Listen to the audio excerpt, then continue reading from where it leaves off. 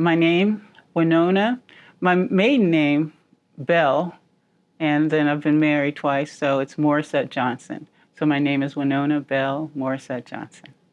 And yes, I grew up here. My earliest recollection of growing up here, I grew up in the 300 block of South Alfred Street, right down the street from the legendary Alfred Street Baptist Church. I attended first grade at Lyles Crouch Elementary School, and then my father moved us to the other side of town, which is considered the north side of town, and that's when I attended from the second grade through I think it was the fifth grade. I attended Charles Houston. I grew up in a multi-generational family, which is kind of unique, or maybe not.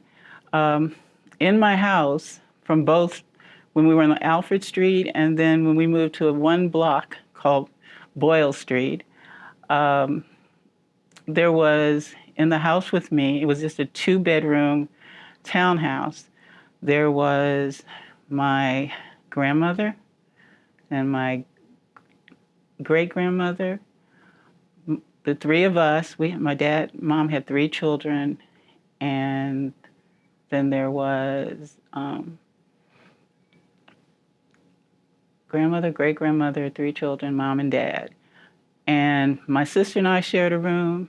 My mom and dad lived in the basement, and my brother had to stay in the room with my grandmother. So my parents, I should tell you, were Philip Bell, and my mother's name was Phyllis Diggs. They were married young. He was 20, and she was, I think, about 17 years old. They both attended Parker Gray High School, which was the high school for blacks in Alexandria. I was in the segregated public school system from first grade until 5th grade. And my family allowed me to go to a private school. So from the 6th and 7th grade, I attended St. Joseph, which was also segregated on Columbus Street in Alexandria. After I completed my education at St. Joseph, for some reason, my family sent me to a school on the south side of town called St. Mary's. It's an elementary school. So they had an 8th grade. I went to school there until the 8th grade. And then everybody was taking this test, and I decided to take the test too. It was an entry test. And I was admitted to St. Mary's Academy. It was on Russell Road in Alexandria. I don't know if you're familiar with it. It's no longer there. Most of my records now are somewhere in Indiana, but they merged the 2 schools. It was an all-girls school, so it's now merged with Bishop Ireton. So I'm considered to be part of their alumni association. I grew up on one block in Alexandria on the north end of town. My memories, because I was so young when I lived on the south side of town, there are a couple of things that I remember. I remember walking to school and alone, by the way, in the first grade. And there was a crossing guard. I remember her. I wish I could tell you her name, but maybe some people do remember her. It was an African-American crossing guard who helped us across Washington Street, because I had to cross a big street to get to Lyles Crouch. So that was my memory. I remember my first grade teacher, her name was Ruby Watts, and she's still alive, and I've been to her house, and I actually buried her husband recently. So I remember that. I don't remember much else about the first grade. Growing up on that block, I remember there was a I don't know what you call it, like a store right across the street. It was run by a white man named Howard. They called it Mr. Howard's store. It was right across the street from our house. And I remember there were several other houses, and there was also a sort of like a bar on the corner. And a lot of people, it was like a gathering place for a lot of African American people who would go in there and have drinks, and you could hear music coming out of the bar. I remember we had neighbors. We lived in a row house, and I remember we had neighbors. And I still I still contact a couple of those people who did live next door to us. I remember because we lived next door to a church, they would have something called lawn parties. And that old structure's still there, but there used to be a yard there. And we would play in that yard. And then sometimes the church would have punch and cookies and things for us in that yard. I guess they called them lawn parties. And then, and I remember the house that we lived in was this long house. It went from the front, it was like a skinny house. It wasn't wide, but it had a long, and it was really large. And my family, we're multi-generational, and we also invited people who came from other places to live with us.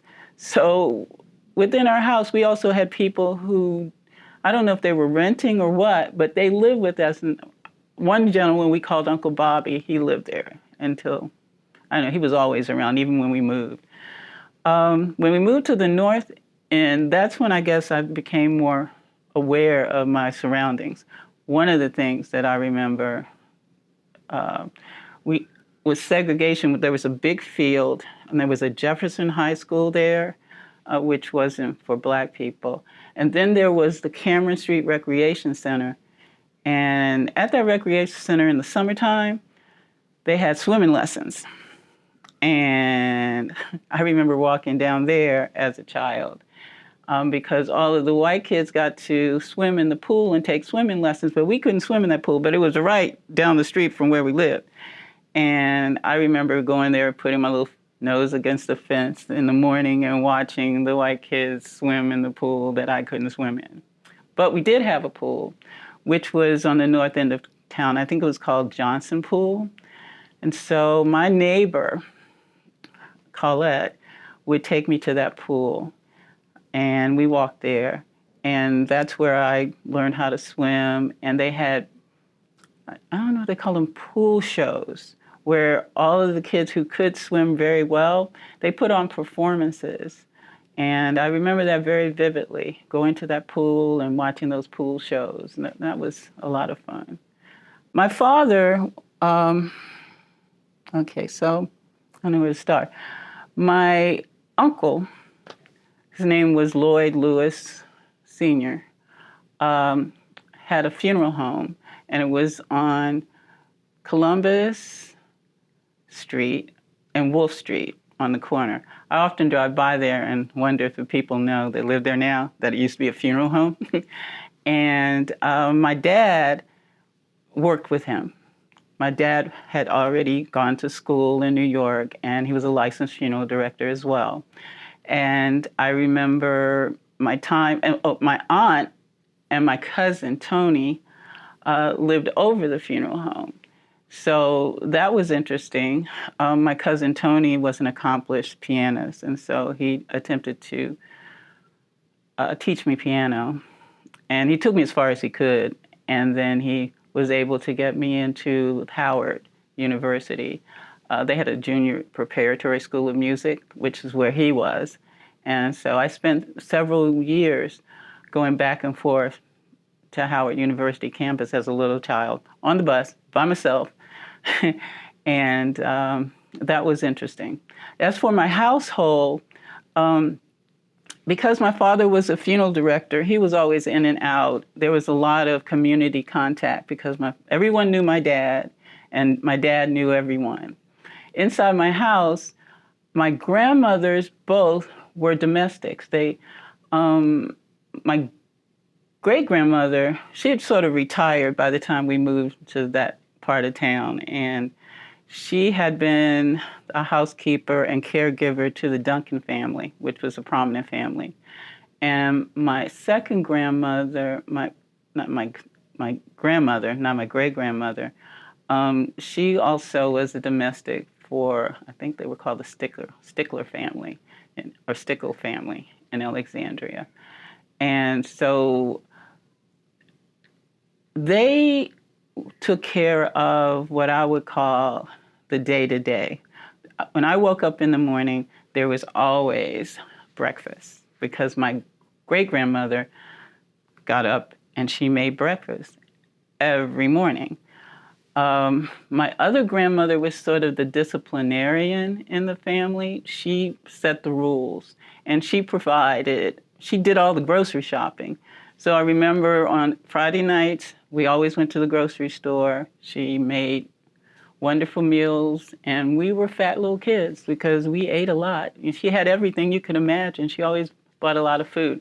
She was also the person, I was sort of a sickly child, and I had to go to Washington to school, to a doctor's office twice a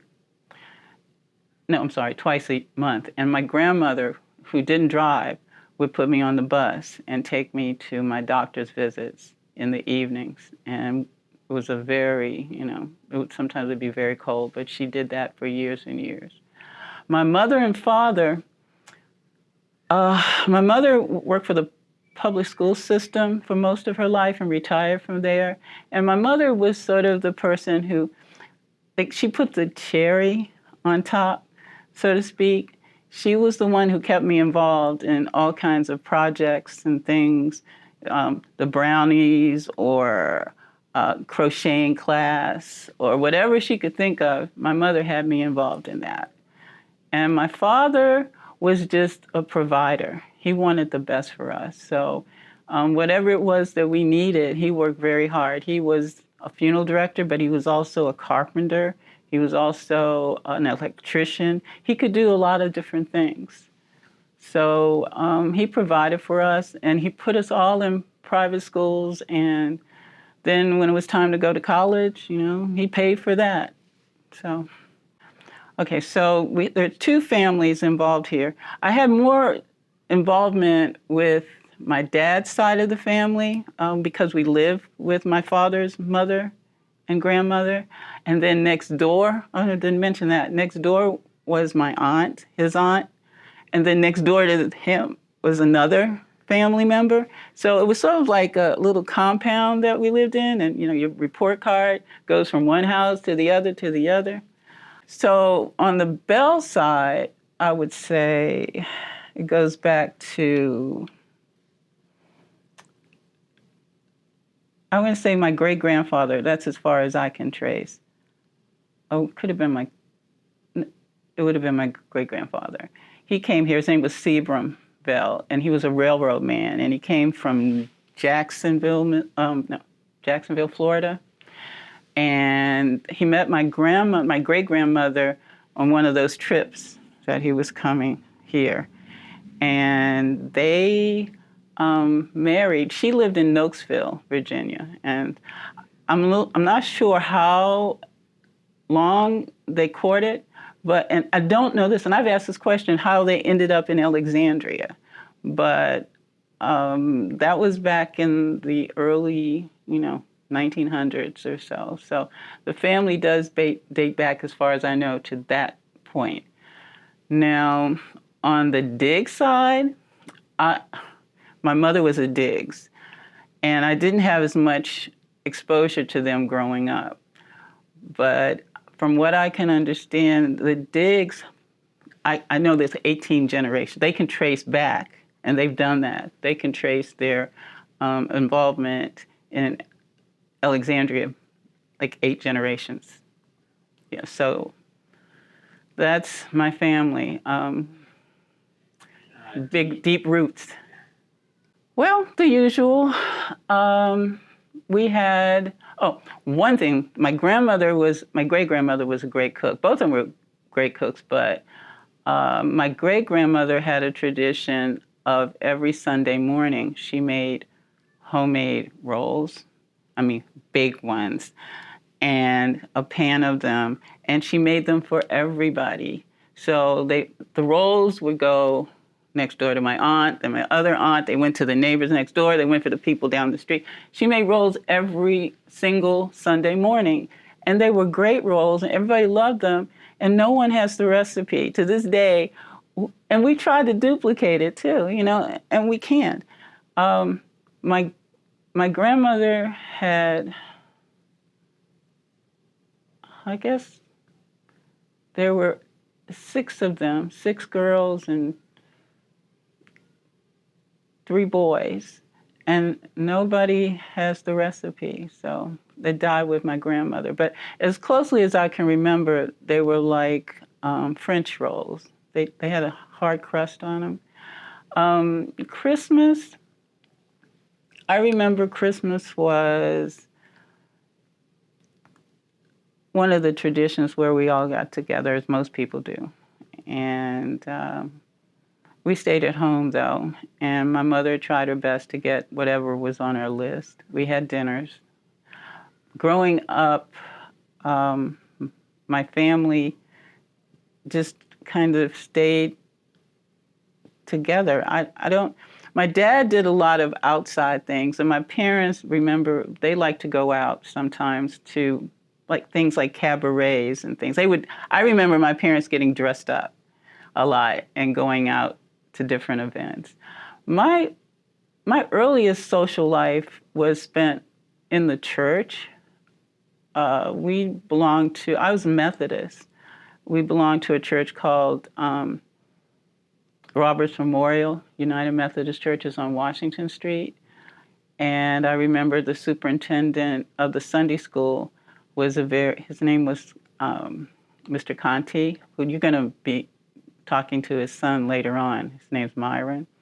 But I remember a lot of my friends and a lot of the things that I did socially before I went to high school. So was in that neighborhood of celebration of different things going on.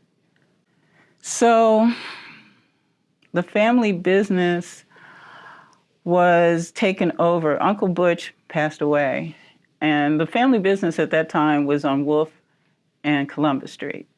The family business moved to another funeral home, which was on Patrick Street. Now, on Patrick Street, the funeral home was called Poole Funeral Home. And there was a process going on in Alexandria. I think it was called the Dip. I'm not sure. Where they were relocating, they were revitalizing the city. And so my father moved the funeral home from Wolf Street over to a funeral home that is now on Patrick Street. There's no longer, the Lewis Funeral Home moved from Wolf Street, Columbus, over to Patrick Street, and they renamed the funeral home. And he took over pretty much the business of Mr. Poole. And I think before Mr. Poole, it was Arnold Funeral Home.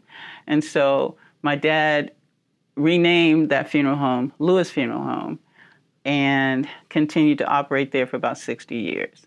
So I went to college, and after I finished college, I decided, since my family had a business, that the smartest thing for me to do would probably prepare myself if they ever needed my help.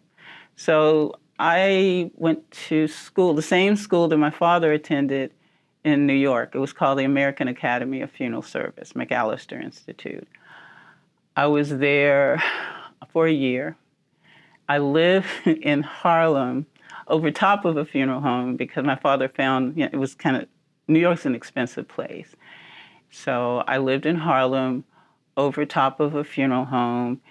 My room overlooked Lenox Avenue, and I was between 124th and 125th Street on Lenox Avenue. Quite an experience for me.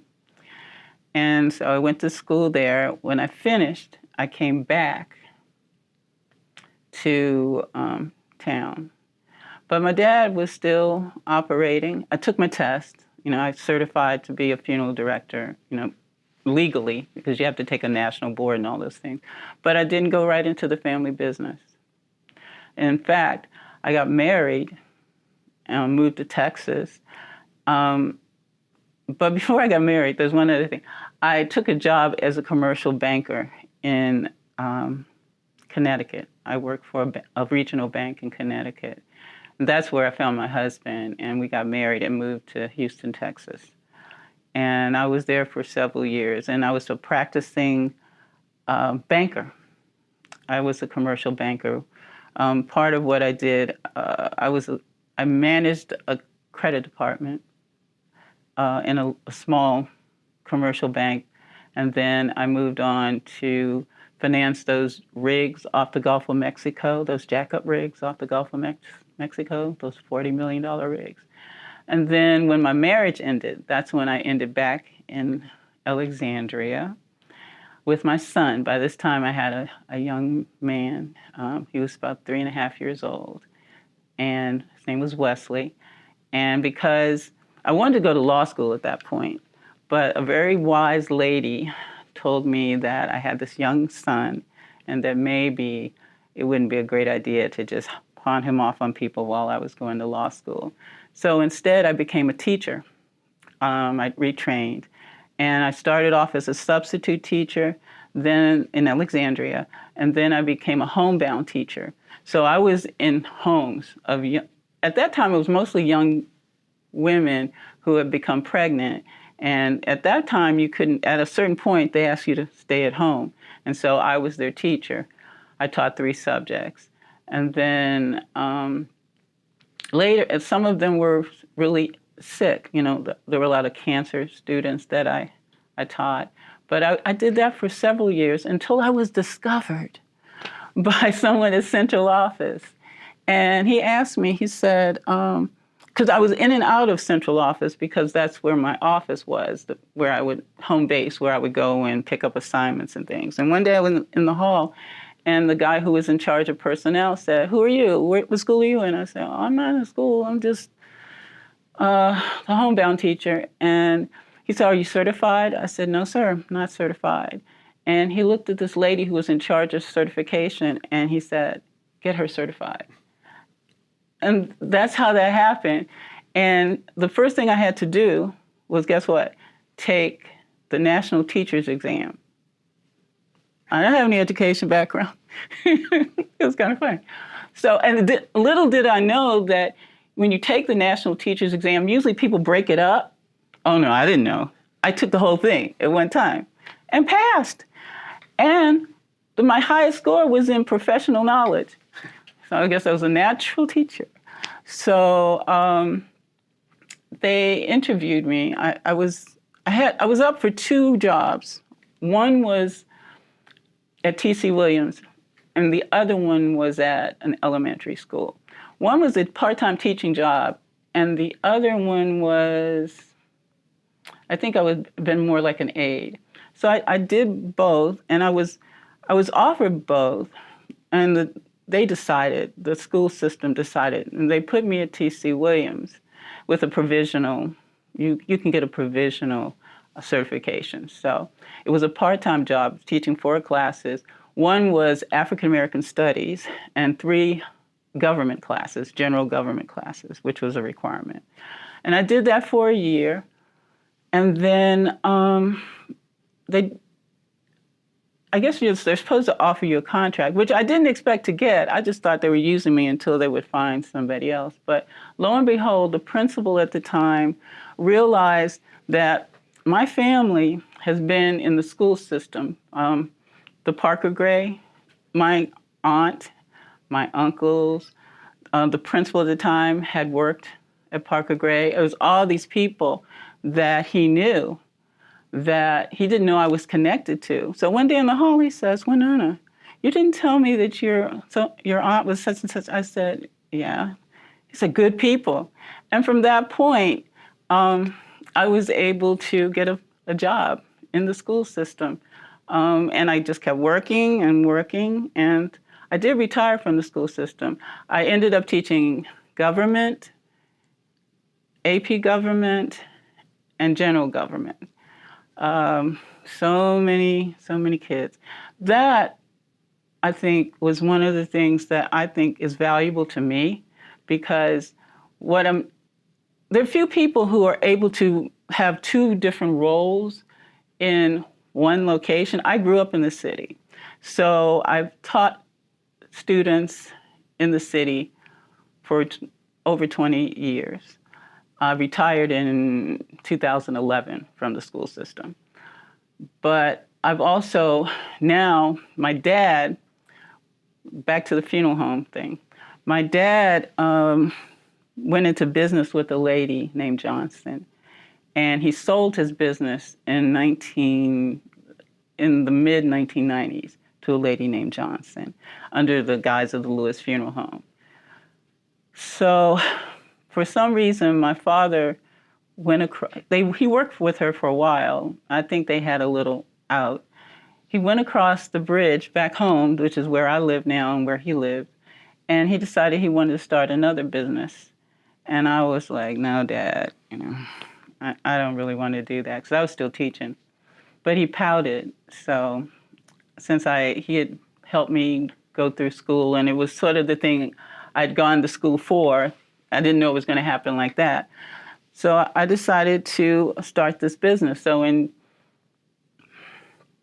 was 2009, we started a business, and it's called Philip Bell Sr. and Winona Morrissett Johnson Funeral Service, PA.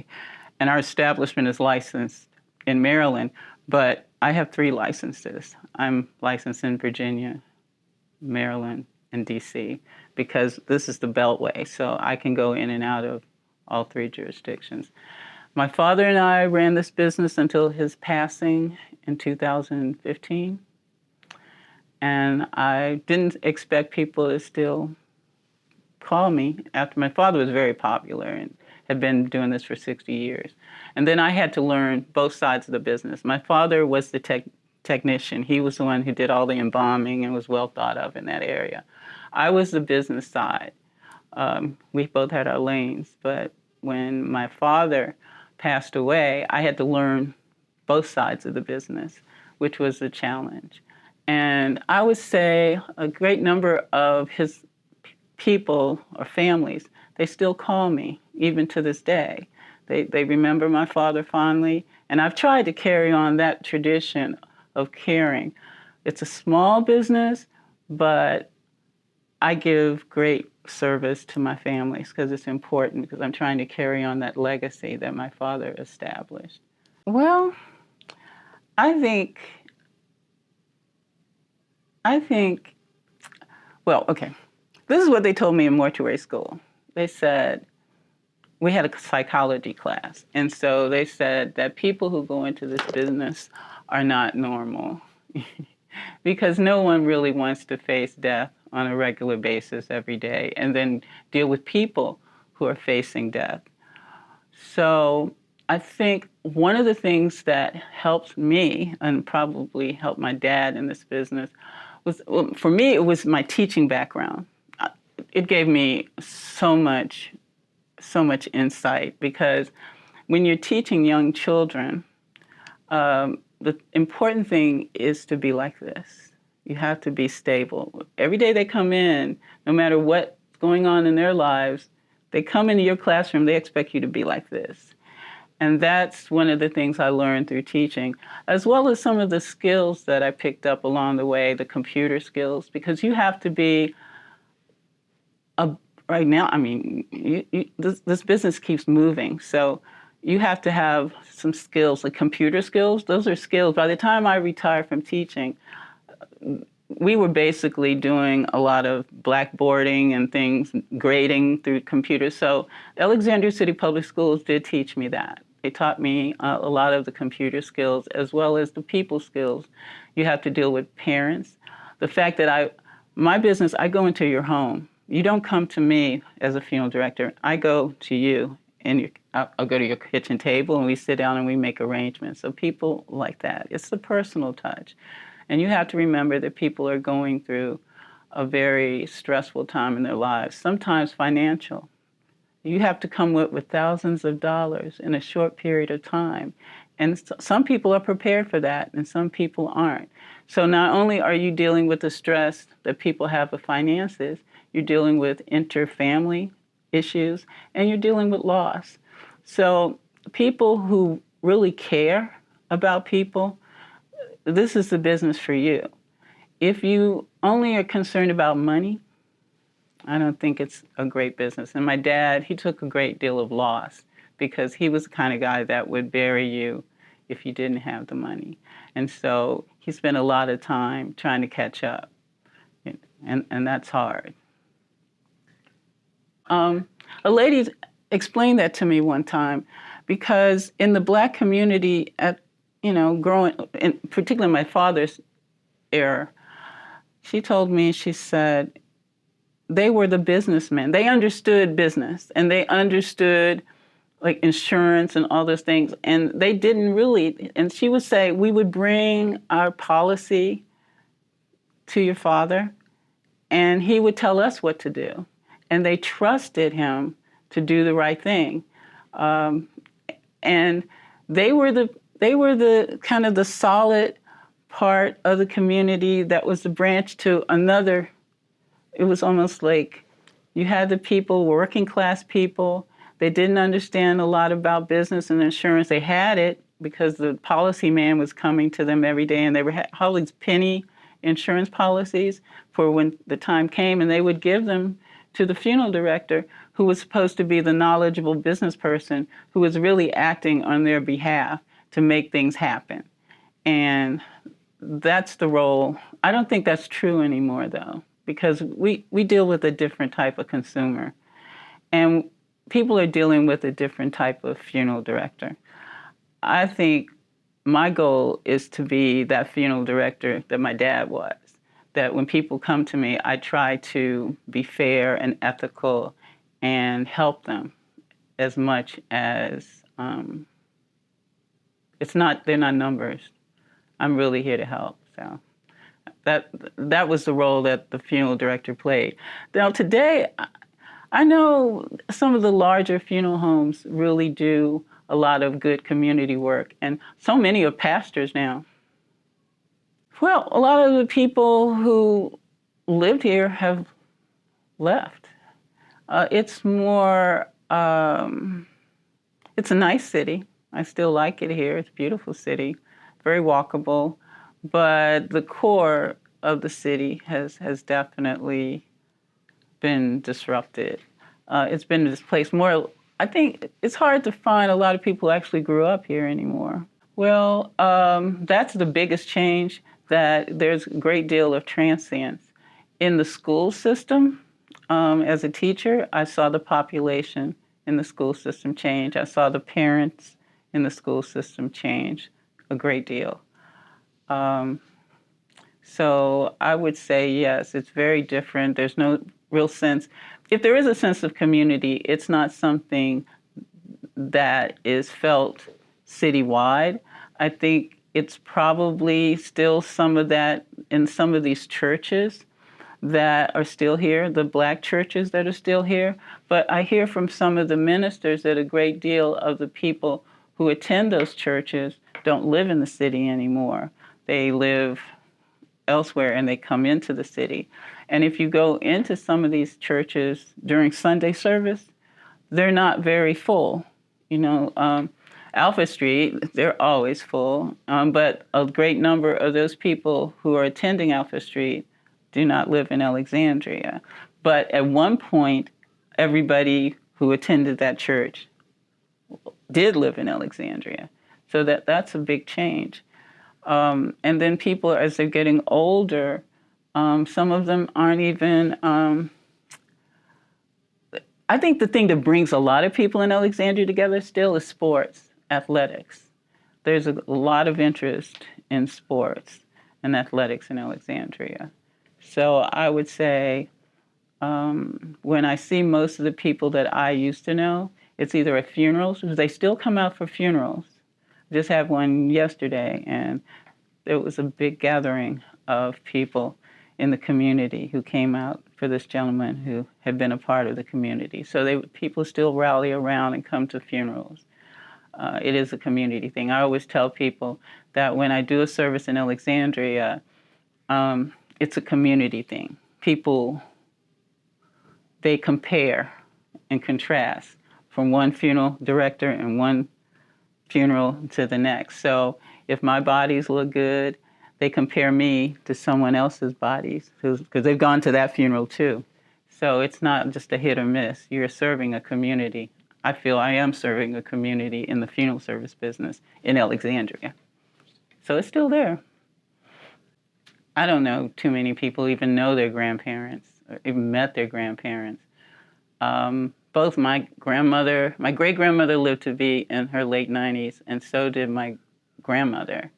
So we had a very long relationship, active relationship, which I don't know that exists. That type of family doesn't exist anymore. I took care of my mother. My mother passed away 2 years ago, and toward the end, she lived with us. And that was, I understand how hard it is to take care of your aging parents. I took care of my dad too, but he was more independent, he went very quickly. He lived in his own house until probably the last 3 or 4 weeks of his life, and he went down pretty quickly. But I tell you one thing that my family was good at. It was like if there was something that I needed, it wasn't something that my parents always had to provide. My aunt might provide it, or anyone in my family would pitch in and make sure that we always had what we needed. My grandmother always said, I loved her philosophy, I want you to have what the other girls have. So it was always trying to make sure that we had what we needed. My grandmother, and this is interesting because they were domestics, because they knew how the wealthy white people in town lived and, how they educated their children, what clothes they wore. And so my grandmother always bought clothes with her, because she didn't really, I don't think she ever had a mortgage or anything. She always lived with us. So the money that she had, she used to kind of expand our lifestyle. We always had shoes from Stride Right. She always took us down. It was a really good shoe. She bought all her clothes at Haman's, which was a Jewish kind of shop where a lot of white people would shop, but that's where she went. People knew her. She bought all her clothes there. She went to D.C. and she got her hair done at the best hair place. So because she understood what quality was, in her home, though it was small, it was well appointed in there. We had great furniture, and my grandmother's kept it very nice. And so we had a well appointed house, and it was a middle class environment, but we weren't rich. People thought we were rich. We weren't rich, okay, but we had things because my grandmother and my father, they understood the things that were important, and education was one of the things that my father invested in. He sent us to good schools. My brother and my sister were both products of education. So as I come to, I guess, the last decade in my life, that's what I've kind of come to. I'm 72, so I'm coming to the last generation of my life. I feel proud of the work I've done as a human being. I'm proud of the 2 human beings that I helped to raise. I have 2 sons. One is biological and another one is my bonus son. They're both good human beings. They both right now work for the federal government. One of my sons, Wesley, is an assistant U.S. attorney in the Northern District of Illinois. And my other son is a project manager for the Defense Department. I guess it's the War Department now. And so raising them is one of the biggest accomplishments of my life. I have a wonderful husband who supports me and works with me in my business. I'm proud of the fact that I have enjoyed some strong friendships over the years. And my roommate in college, I'm still best friends with my roommate in college. So that's a lifelong friendship, as well as there's some people here in Alexandria. They're still my lifelong friends. And those were things that my father instilled in us. Whenever he would not see someone in our lives that he knew was in our lives, he would ask, "Where's so-and-so?" Which was sort of a signal to keep in touch with these people. And he was that kind of person. He kept in touch with friends. So I'm very proud of the friendships. I just went back for my 50th college reunion this past May. So those are the things that are important to me and the things that will continue to be important. And those are the things that I hope, and the things I've instilled in my children, my sons like that too, to stay in touch and be strong, because things are not the way they should be right now. But if you stay close to your family, and that's the thing, my family has given me that. All those people in my lives, these strong Black people that I encountered along the way, have given me something that I must be carrying with me. It's kind of solid. You kind of just know who you are. And did I tell you I went to a HBCU, which was I'm telling you, that was where you grow, where you really get your strength. Where did you go? I went to Fisk University in Nashville, Tennessee. And my son, I was kind of grooming him because he was bright. I was kind of grooming him for maybe a Harvard or Yale experience, but he was offered a great deal to go to Florida A&M. So he took the deal in his senior year. They offered it in his junior year, but in his senior year. And I'm telling you, it's sort of like the foundation. Those people who go to HBCUs, they can go off and do anything. All of my friends and all of his friends, they just soar. And that's what I got out of that situation. It was a great experience.